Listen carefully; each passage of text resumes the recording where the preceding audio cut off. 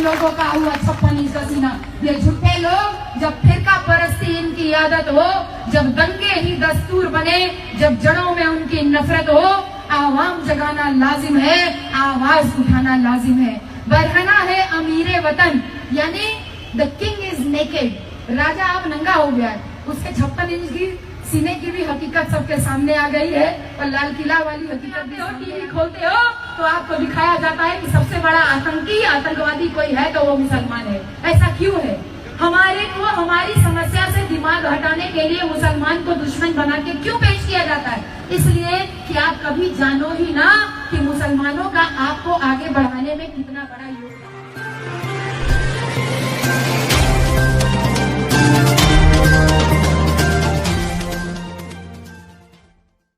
किसने बांटा? किसी मुसलमान ने बांटा है? आपकी बहन बेटियों के ऊपर अत्याचार क्या कोई मुसलमान करता है? आपके बाबा साहब की उंगली, हाथ, मुंह, मूर्ति क्या कोई मुसलमान तोड़ता है? तो फिर मुसलमान आपका दुश्मन कैसे हुआ? कैसे हुआ मुसलमान आपका दुश्मन? सुबह से शाम तक आप दूध खरीदते हो, ब्रेड खरीदते हो, सब्जी खरीदते हो, टेम्पो में जाते हो, बस में जाते हो, मेट्रो में जाते हो, क्या किसी की जाति और धर्म पूछते हो? नहीं। लेकिन शाम को जैसे घर में आते हो, टीवी खोलते हो तो आपको दिखाया जाता है कि सबसे बड़ा आतंकी आतंकवादी कोई है तो वो मुसलमान है। ऐसा क्यों है?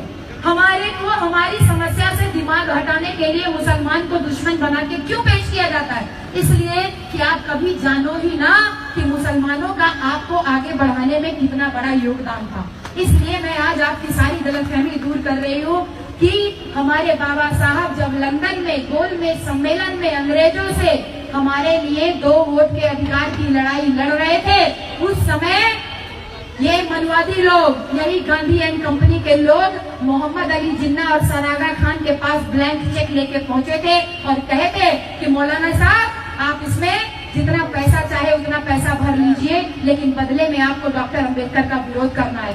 ये मैं धन्यवाद करती हूँ अपने मौलाना, अपने मोहम्मद अली जिन्ना और सर आगा खान का, कि जिन्होंने चेक तो ले लिया लेकिन चेक लेके गांधी जी के मुंह पे मार दिया और कहा कि गांधी जी जब डॉक्टर अंबेडकर हमारा विरोध नहीं करते तो हम भी डॉक्टर अंबेडकर का विरोध नहीं करेंगे, हम बिकाऊ नहीं है, इस पैसे से जाके आप किसी और को खरीद लीजिएगा। तो 2 वोट के अधिकार की लड़ाई में किसी ने सहयोग किया तो मोहम्मद अली जिन्ना और सर आगा खान ने। महान तलाक सत्याग्रह, आपको और हमको साफ पानी पीने का अधिकार दिलाने का जो सत्याग्रह हमारे बाबा साहब ने किया, उस सत्याग्रह को करने के लिए भी एक मुसलमान ने अपनी जमीन दी थी जिसपे खड़े होकर बाबा साहब ने आंदोलन किया था। हमारे ज्योतिबा राव फूले जो औरत की शिक्षा के लिए पहला स्कूल खोले, उस स्कूल को खोलने के लिए भी उस्मान शेख नाम के एक मुसलमान ने अपनी जमीन दी।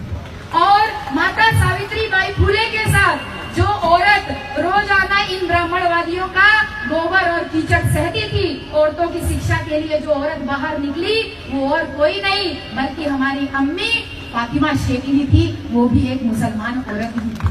तो आपका दुश्मन मुसलमान कैसे हुआ? और एक और बात मैं आपको बताती चलूं कि बाबा साहब जो भारत का संविधान लिख पाए, ये अवसर भी हमको मुसलमानों की वजह से ही मिला।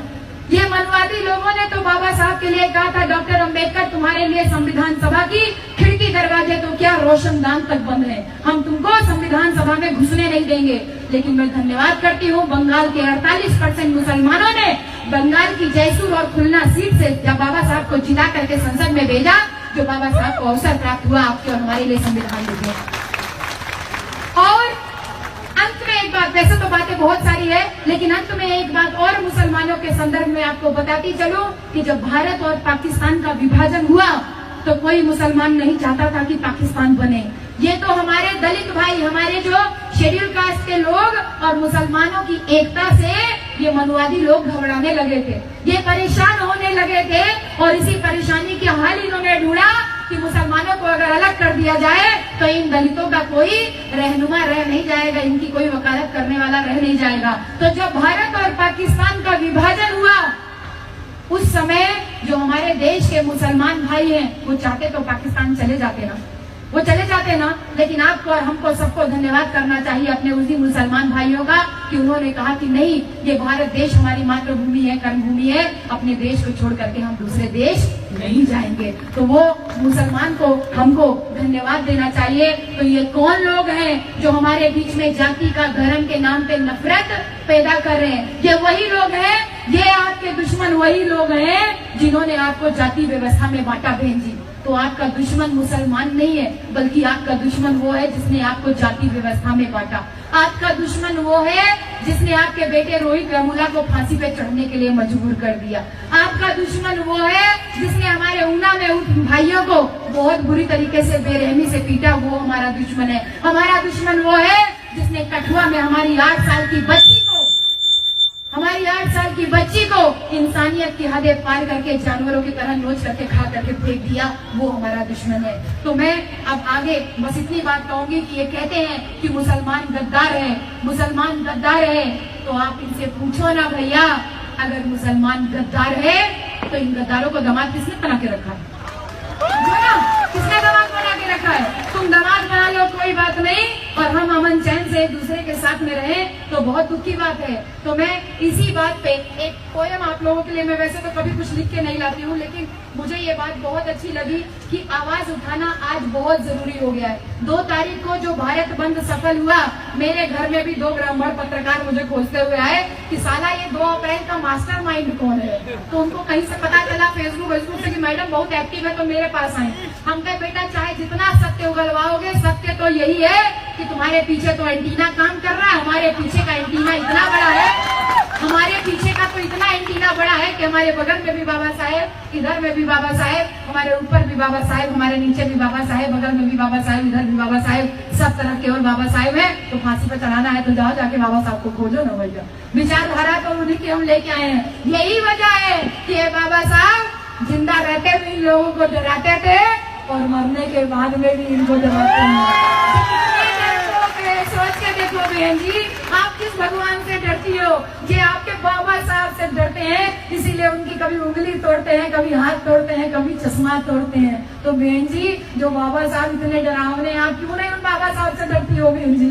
सारे लोगों को छोड़ के अब घर में केवल बाबा साहब की पूजा आपके होनी चाहिए। जितना तामझाम बना के रखा है इनको निकाल दीजिए, क्योंकि किसी ब्रह्मा विष्णु महेश की मूर्ति कभी नहीं तोड़ी जाती है तो केवल हमारे बाबा साहब की तोड़ी जाती है। लेकिन मैं आह्वान करती हूँ, घबराइए नहीं, घबराइए नहीं। क्रांति का साल है 2019 में, फिर क्रांति होगी। तुम बाबा साहब की मूर्ति तोड़ सकते हो, लेकिन बाबा साहब के विचारों को कभी तोड़ नहीं पाओगे। इसलिए ये अपील है आप सब लोगों से, ये अपील है आप लोगों से। ये किसी की पोयम है, मैंने इसको फेसबुक पे पढ़ा था, मुझे बहुत अच्छी लगी, इसलिए मैं आप लोगों से शेयर कर रही हूँ कि जब जुल्मतें बढ़ जाएं बहुत, एक लौ जलाना लाजिम है। जब जुल्मतें बढ़ जाएं, यानी हमारे ऊपर जुल्म बहुत बढ़ जाए, एक लौ जलाना लाजिम है। जब हाकिम ही गुमराह करे, एक आवाज उठाना लाजिम है। हमारा हाकिम कहता है कि हम गाय को बचाने के लिए सत्ता में आए हैं, बेटियों को बचाने के लिए नहीं आए हैं। तो जब हाकिम ही गुमराह कर रहा है, हाकिम लाल किले को गिरवी रख रहा है, तो ऐसे हाकिमों की जरूरत है क्या? हमें जरूरत है नहीं। जब हाकिम ही गुमराह करे, एक आवाज उठाना लाजिम है। जब कातिल संग हाकिम हो, हर लब पे एक पहरा हो, जब सहमी सहमी गलियां हो, जब खौफ का आलम गहरा हो, आवाम जगाना लाजिम है, आवाज उठाना लाजिम है। देखिए, हर लब पे पहरा लगा दिया गया है, जुबान खामोश करने की कोशिश की जा रही है, तो आवाम जगाना लाजिम है, आवाज उठाना लाजिम है। जब ताकत सर पर चढ़ने लगे, जब जुल्म हद से बढ़ने लगे, जब आवाज उठाना जुर्म बने, जैसे 2 जनवरी को हुआ और 2 अप्रैल को हुआ, दोनों जगह हमारे लोगों को जबरदस्ती जेल में डाला गया ना, जबरदस्ती जेल में डाल के पीटा गया। तो जब आवाज उठाना जुर्म बने, जब लहू लहू से लड़ने लगे, हमारा ओबीसी भाई ही हमको पीट रहा है, हमारा शेड्यूल कास्ट भाई ही हमको काट रहा है। जब लहू लहू से लड़ने लगे, जब तासुब उनकी फितरत हो, फिरका परस्ती उनकी आदत हो, जुमलेबाजी उनकी आदत हो, फिरका परस्ती उनकी आदत हो, 56 इंच का सीना, 56 इंच का सीना, झूठे लोग झूठा चिल्लाते रहते हैं। अरे भैया, महार 1818 की भीमा कोरे गांव की क्रांति सुने हैं ना? तो 500 महारों ने 28,000 पेशवाओं को काटा था। 500 को 28,000 से भाग दो, कितना आएगा? 56। एक महार सैनिक ने 56 पेशवाओं को गाजर मूली की तरह काटा था। तो 56 इंच का सीना किसका हुआ? किसका हुआ?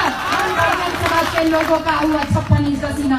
ये झूठे लोग, जब फिरका परस्ती इनकी आदत हो, जब दंगे ही दस्तूर बने, जब जड़ों में उनकी नफरत हो, आवाम जगाना लाजिम है, आवाज उठाना लाजिम है। बरहना है अमीरे वतन, यानी द किंग इज नेकेड, राजा अब नंगा हो गया है। उसके 56 इंच की सीने की भी हकीकत सबके सामने आ गई है, और लाल किला वाली हकीकत भी सामने आ गई है, और सारी हकीकत सामने आ गई है।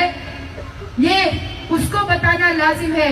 खुद तुमने जलाया मेरा चमन यानी मेरा भारत, खुद तुमने जलाया मेरा चमन, उस तक पहुंचाना लाजिम है। इस देश के दुश्मन भगवों से भारत को बचाना लाजिम है।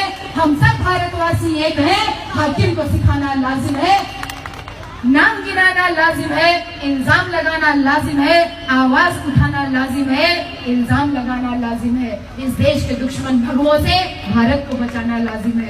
तो अब इस देश के दुश्मन भगवों से भारत को बचाने की तैयारी कर दीजिए। हर चौराहे सट्टी पे केवल एक आवाज लगाइए कि वो बात करेंगे ताज की, तुम बात करना आज की। ताजमहल की क्यों बात करते हो, आज की बात करो। हाँ, चौकीदार तो गलती वही हो गई ना, तो वही है ना, चौकीदार के रहते चोरी हो जाए तो इसका मतलब चौकीदार के आगे हड्डी डाल दी गई है, कुत्ते के आगे हड्डी डाल दी गई है। गड़बड़ी तो अपने से ही हुई है ना, तो दूसरे को दोष कैसे दे सकते हो। वो बात करते हैं ताज की, आप बात करो आज की। वो बात करते हैं शहनशाह की, तुम बात करो जयशाह की। जयशाह कौन है, जयशाह कौन है? हाँ, थोड़ा रिसर्च किए हो। वो बात करेंगे शहनशाह की, तुम बात करना जयशाह की। वो बात करेंगे 3 तलाक की, तुम बात करो 15 लाख की। वो बात करेंगे गौशाला की, आप बात करो पाठशाला की। वो बात करेंगे गाय की, आप बात करो आय की। वो बात करते हैं कब्रिस्तान की, आप बात करो नारी सम्मान की। वो बात करते हैं गीता कुरान की, आप बात करो भारतीय संविधान की। वो बात करते हैं पाकिस्तान की, आप बात करो मेरा भारत महान की। वो बात करेंगे नफरत और दंगों की, आप बात करो भूखे और नंगों की। वो बात करते हैं नदी और सफाई की, आप बात करो शिक्षा और दवाई की। वो बात करेंगे नए वादों की, आप बात करना पुराने वादों की। और वो बात करेंगे मन की, आप बात करना केवल और केवल काले धन की। इससे नीचे बात नहीं करनी है। तो इन्हीं सारी बातों के साथ में लाइव लॉर्ड खुदा म्यूजिकल प्रोग्राम की पूरी टीम को बहुत बहुत धन्यवाद, क्योंकि